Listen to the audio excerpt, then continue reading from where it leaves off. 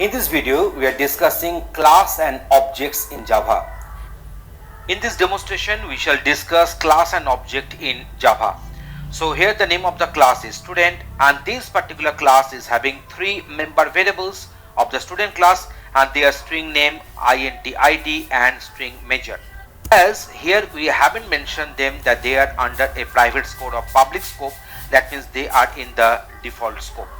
So here we are having one method. The name of the method is setName. From the name of the method, it is quite obvious that it will take one string as input and which will set the name instance variable here.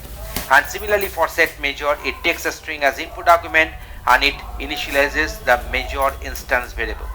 And the display method is actually printing the name, id, and the major, and in this way all the three instance variable contents will get printed using this display method. So here the name of the program is class object.java. You can find that this particular class is having class object.java. You can easily find that in the same Java source code we have declared two classes. One is the class student and another one is the class object.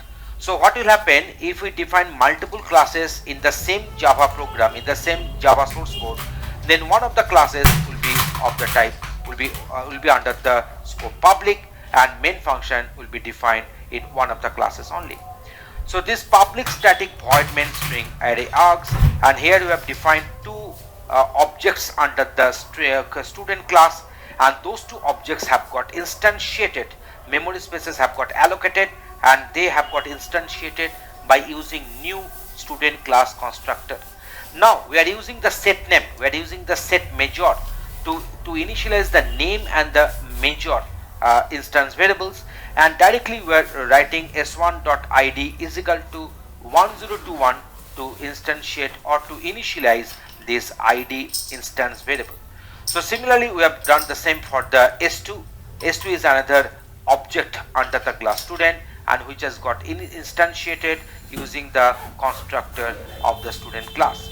And now we are going for the s1.display and s2.display methods. So let us go for the output.